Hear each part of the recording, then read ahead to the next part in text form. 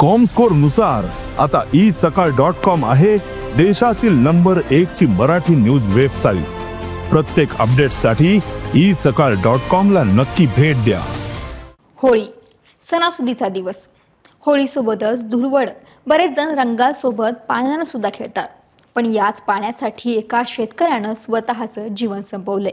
बरं, हा शेतकरी कोणी साधा सुद्धा नाही, तर राज्य शासनाच्या युवा पुरस्काराने सन्मानित शेतकरी आहे आणि होळीच्या दिवशीच त्याने आत्महत्या केली आहे। आत्महत्या आधी त्यांनी काळच पेलवून टाकणारी एक सुसाईड नोट लिहिली आहे। नेमकं त्यात काय लिहिलंय हे पाहणार आहोत या व्हिडिओच्या माध्यमातून। बुलढाणा जिल्ह्यातील देऊळगाव राजा तालुक्यातील शिवनी आरमा येथील प्रगतशील आणि राज्य शासन पुरस्कार प्राप्त युवा शेतकरी कैलास अर्जुन नागरे यांनी होळीच्या दिवशी आपल्या शेतात विषारी औषध पिऊन आत्महत्या केली। आत्महत्येपूर्वी त्यांनी 3 पानी सुसाईड नोटही लिहून ठेवली आहे। कैलास नागरे या युवा शेतकऱ्याने अनेक दिवसांपासून देऊळगाव राजा परिसरातील शेतकऱ्यांना खडकपूर्णा जलाशयातून शाश्वत पाणी मिळावे यासाठी लढा सुरू केला होता।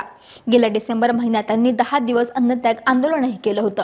मात्र परिसरातील शेतकऱ्यांना शेतीसाठी पाणी मिळत नसल्याने मी आत्महत्या करत असल्याचे त्यांनी आपल्या सुसाईड नोटमध्ये म्हटले। आत्महत्येपूर्वी कैलास नागरेंनी लिहिलेल्या सुसाईड नोटमध्ये म्हटलं, आमच्याकडे सिंचनाच्या सर्व सुविधा पण पाणी नाही। खडकपूर्णा धरणातून पाणी सोडण्याची मागणी। केळी पपईच्या शेतात अंत्यसंस्कार करा। राख आनंद स्वामी धरणामध्ये टाका। रक्षा विसर्जनाच्या दिवशी सर्व विधी उरका। मुख्यमंत्र्यांना म्हणाले, माझ्या मुलांचं पालकत्व स्वीकारा। मुलांचे शिक्षण करण्यासाठी सुखदुःख करण्यासाठी मी असमर्थ ठरलो। स्वतः शून्य झालो आणि मुलं बाबा बायको यांनाही शून्य करून जातोय, असं त्यांनी आपल्या सुसाईड नोटमध्ये म्हटले।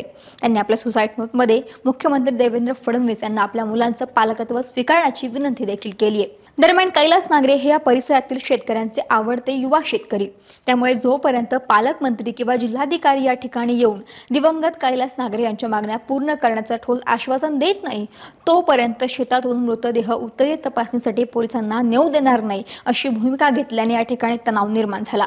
ही आत्महत्या नसून सरकारने केलेला खून असल्याची भावना परिसरातील शेतकऱ्यांनी व्यक्त केली आहे। शेतकऱ्यांच्या मागणीसाठी कैलास यांनी आपलं जीवन संपवल्याने सर्वत्र हळहळ व्यक्त केली जाते।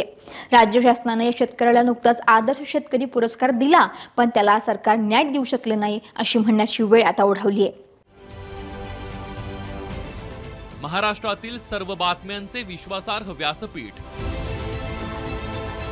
सकाळच्या सर्व सोशल मीडिया प्लॅटफॉर्मला लाईक, फॉलो आणि सबस्क्राईब करा। तसंच सर्व नोटिफिकेशनसाठी बेल आयकॉन प्रेस करायला विसरू नका।